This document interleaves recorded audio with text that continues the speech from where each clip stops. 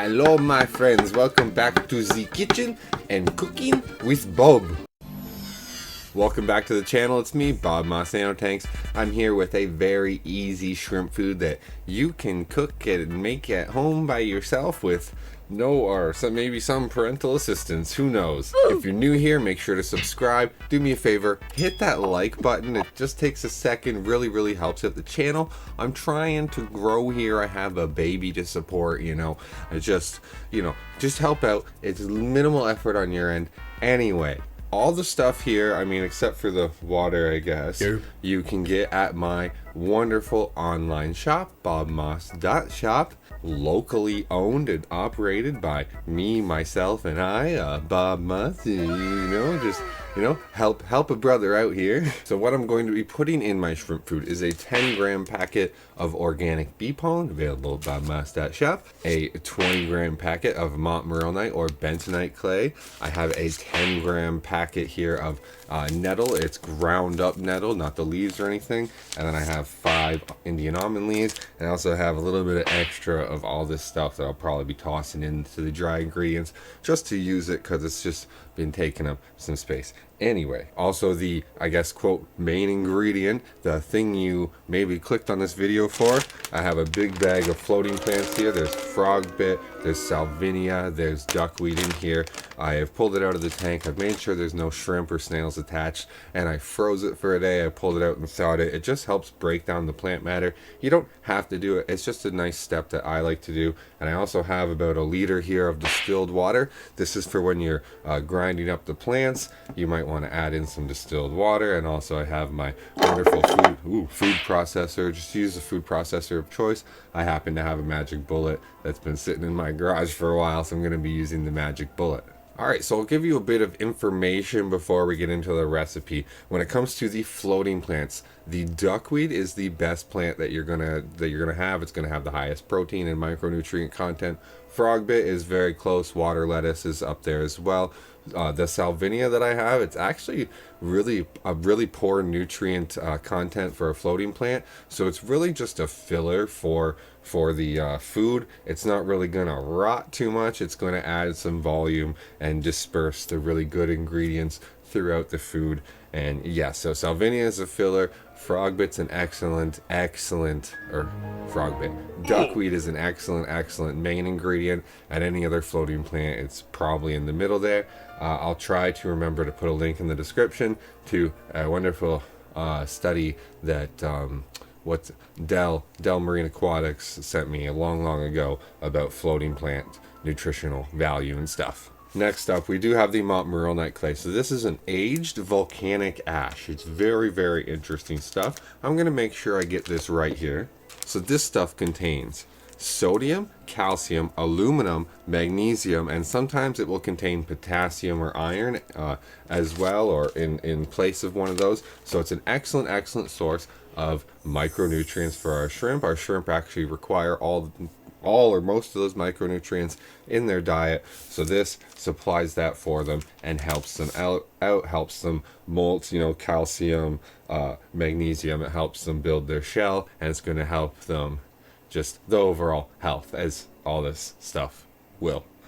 Anyway, so the pollen I use is organically sourced. Bee pollen is, once again, another excellent source of micronutrients. Gonna make sure I get this right again. Bee pollen contains vitamins A, E, D, B1, B2, B6, and C. Wow. So a huge micronutrient profile. Those are all essential nutrients for our shrimp. They do get them through biofilm, stuff like that, but it's also good to supplement when you add it into your own shrimp food. You want to make sure you have a good nutrient profile and not just some garbage salvinia things that they're not even going to touch. Anyway, the next ingredient, the nettle. I do just use this nettle powder that I have on my shop. It is a very popular shrimp food and shrimp food ingredient. It's, once again, excellent source of micronutrients, as is all this stuff. It's also a great source of protein. So really, in this batch of stuff, besides the duckweed that I have in my floating plant mixture, this is the protein source. I don't add in any meats or anything like that just yet. I haven't played around with eggs or anything like that. but those are also things you can add in for protein as well.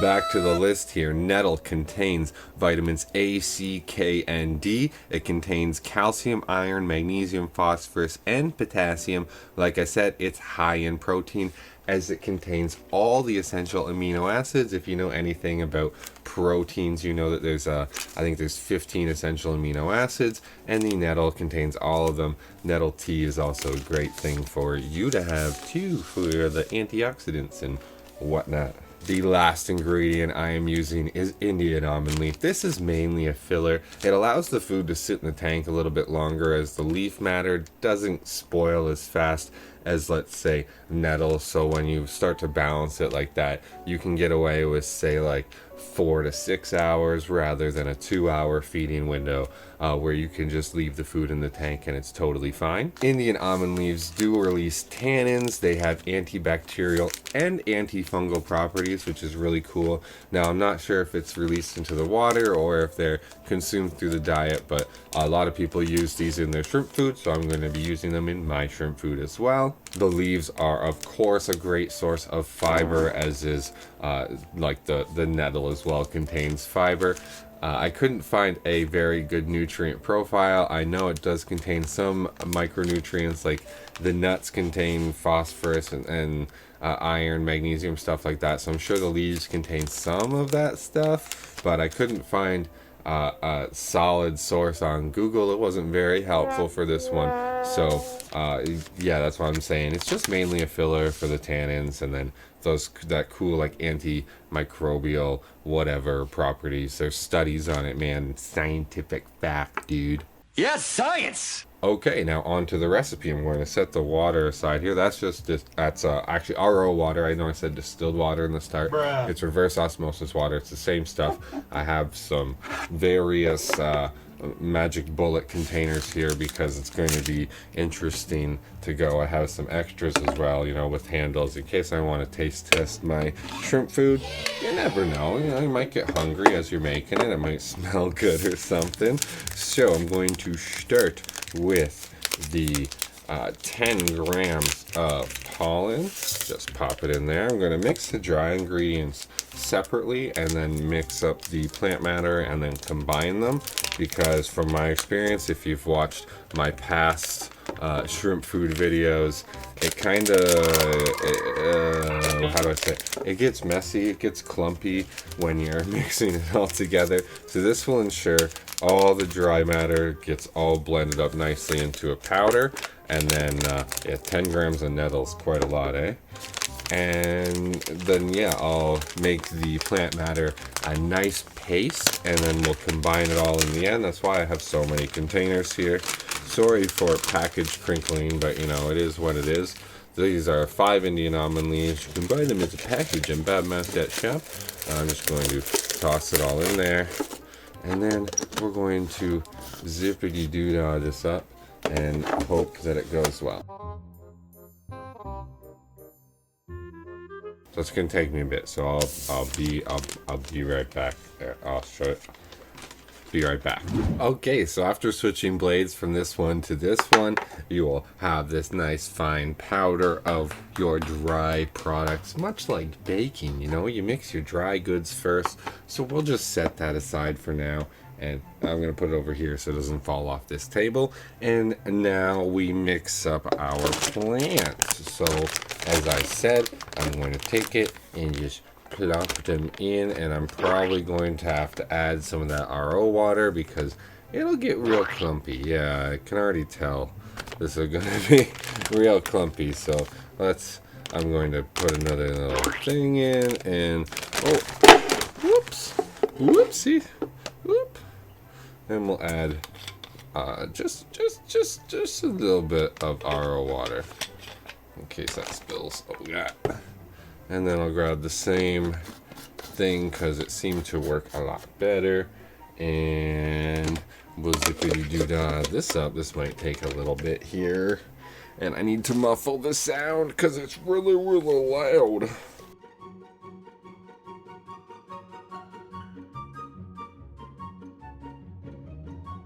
Okay, so we have a decent paste there. I will probably just add the remaining floaters from this bag into this because that's what I can do. So I'll have one container of like floating plant goop and one container of lovely dry good powder that you can see by shameless plug. Probably add a little bit more water to this just to make sure it mixes up good.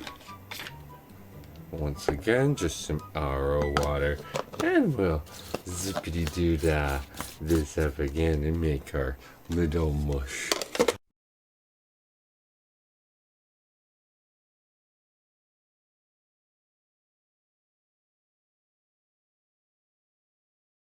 Ta-da! We have a nice floating plant paste. It's beautiful, it smells horrible, and now the next step is obviously to combine the two. So this is pretty thick, so I'm just gonna add the dry stuff right into this. Oh, it went all over my hands. That's great. That's fun. Careful, you might make a mess. That's why I'm using this table. What do we got to scrape this up? A little business card. A little Shrimp Effects business card that I have nearby. So we'll just scrape up this powder like it's some drugs or something. And we'll put it in here. And we'll do this. And this is really, really full. So hopefully this will.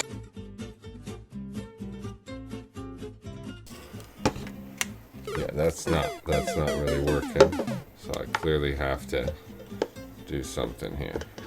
So I'll put the whatever falls in.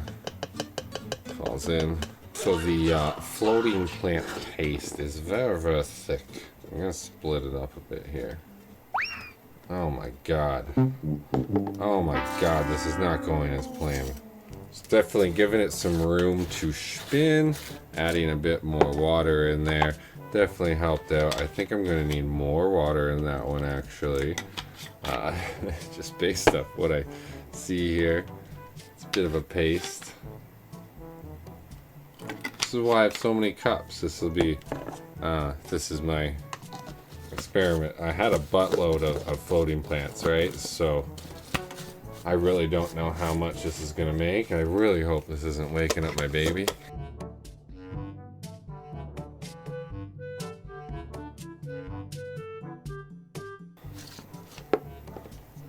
Oh my god. Well, that definitely needs more water. This was supposed to be really, really easy. If you have a better food processor, this would probably be a lot easier.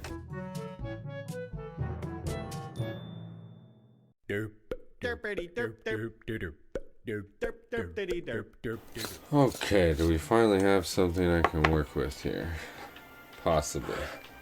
Don't try to film videos at 1 in the morning. Things don't go well. Okay, so we're just combining everything, right? That is what we're doing. I want one awesome mixture, right? That is what we want in the end, is one amazing mixture of green shit.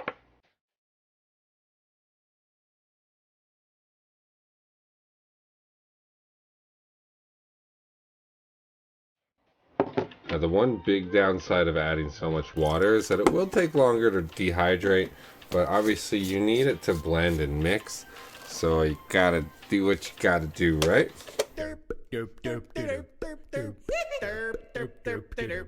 Alright, perfect. And now I'm going to take a big old Ziploc bag and we're going to empty all the goop from both things into this bag. It's going to be pretty watery. That's not too big of an issue, because it's going to be dehydrated and I'm in no rush. Alright, that's fine. So we have our goop in our bag. So we're going to take our bag, we're going to seal it. Ta-da! Going to take a couple pans that I have here and some parchment paper. Alright, as you can tell, I'm having some difficulties today. So the parchment paper here serves two purposes. One, it makes it very non-stick. I'm able to pull the pellets up or pull the mixture up afterwards very, very easily. And two, keeps the pan clean so that my wife doesn't get mad at me. Yeah! Alright, so we got our mixture, and I'm going to get some scissors. If you have one of those like piping nozzles, that's a good thing to put in here, but I'm just going to do it kind of old school. We're going to cut that. God, I'm having so much difficulty. And we're going to make like, well, you'll see what we're going to make here, or what I'm going to try to make here. Oh, not quite working as well as I had hoped. Because I don't have a pelletizer, I'm kind of just trying to make lines of the food, and then I can break that up. If you've watched my past food videos, I just fill this whole thing and then I get a sheet. And when you're dealing with the whole sheet of the food, it's kind of a pain in the butt. God dang it. Although this is proving to not be quite the easiest thing, but I feel like when I break this up, it will be much, much easier. It'll be smaller little pellets. See, and like if I had a piping nozzle from baking or something, I could make this very, very, very accurate and thin and beautiful and wonderful. But I'm kind of just going roughshod here because I do things how I do things. Okay. You know what? Just for comparison's sake, I'm going to just plop this all out and let you see what a sheet of it looks like in this video. So you don't necessarily have to go watch my old videos, but you really should go watch my old videos because, I mean, they're really shitty quality. You get to see me as before I knew how to edit or anything like that. So this table's on an angle, so this is kind of rough, but basically going to empty the rest of this in here. Gonna make a big sheet of green gunk. This will take forever to dehydrate, but whatever. It'll be fun to show you what I mean by a sheet compared to those lines that I did. So that's going to be garbage. Oh my god, we're so close. Alright, now that we have it on the sheets, we're going to do something different today. Instead of putting this in the oven at a low temperature or in some kind of dehydrator, I'm going to be putting it on my hot water tank, and the heat from the hot water tank will heat up the pan here and we'll slowly dehydrate this. So I'll show you that shot real quick, but other than that, we'll be back in a couple of days, I guess.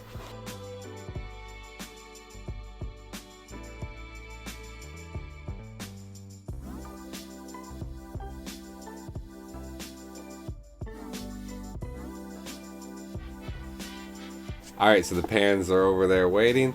We'll be back in a couple days, like I said. See you soon. 4 to 6 weeks later. So unsurprisingly, this took more than a couple days to dehydrate. It did take a few weeks. This has been a long work in progress. You can see here how it's dried out. The thinner lines have dried out and actually broken, and they're going to be really easy to break into pellets, where this big mat, this big what did I call it, whatever, this big thing, it's going to be really hard to break up because of the way it dried. It curled up. It's really thick. I'm not sure if it's even going to sink or not, where these smaller ones, they should, if they don't sink, they'll be able to absorb the water a little bit faster than the thick stuff, so they will sink faster in the when I do put them in the tank. And you can see they're easier just to break up into actual pellet sized stuff, where this is super thick and hard. And yeah, I really shouldn't have done this, but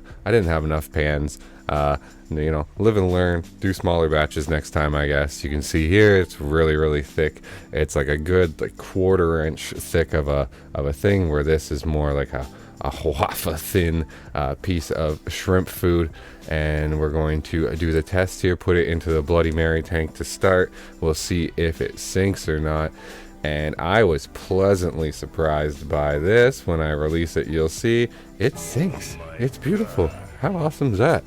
Little sinking pellet. I made the food, I guess, just the right proportion of Montmorillonite clay to get it sunk in there. And obviously, I'm going to put it into the next tanks.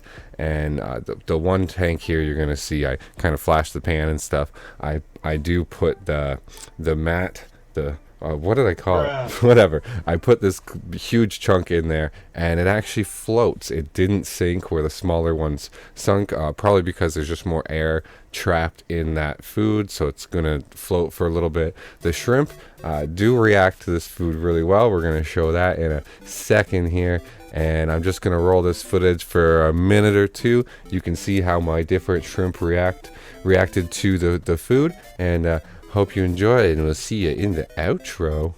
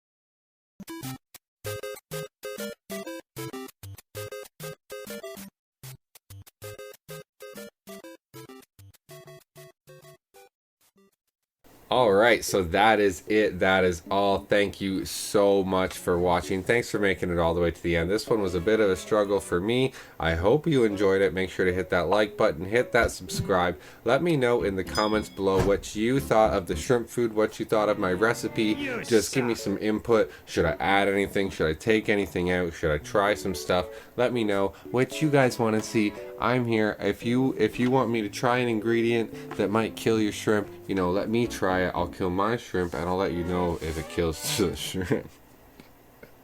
So there's a link to my hobby shop in the description, so you can get all the wonderful ingredients that you saw in this video. There's also my support links, Patreon, YouTube member, etc, etc. Speaking of that, my YouTube channel member shoutouts here: Daniel Cordone, Mitch Bottoма, Robert Redmond, Rival, and Tater Salad. Tater Salad #1 fan, always coming on my Twitch stream, giving me donations. Really appreciate that. And as for Patreon, we have Leather Turtle, Michael Redmond, and Brian Dotson. They've all been supporting for about a year now. Thank you all so much, especially Brian Dotson at that $10 tier, Michael Redmond at that $5 tier. You guys are awesome. Really letting me know that some people still appreciate my content even though my views suck. So thanks again for watching, and remember guys, until next time, keep your shrimp hand strong.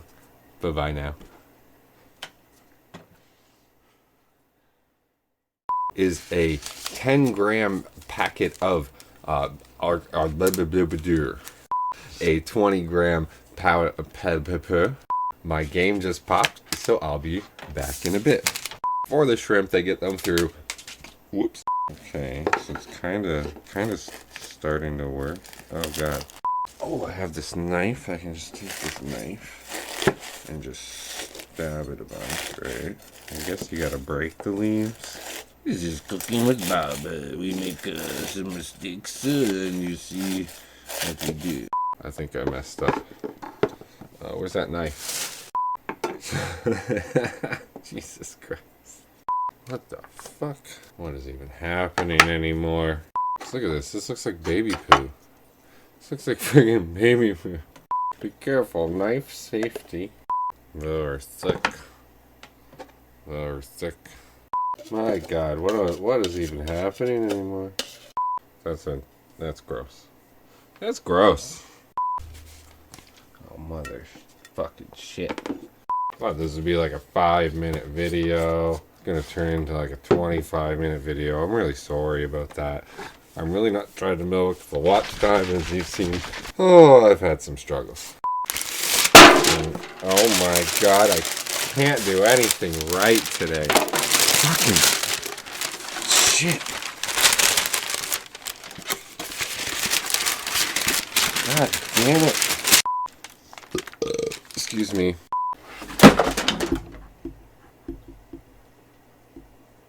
Shit. Oh. God damn it. Stupid fucking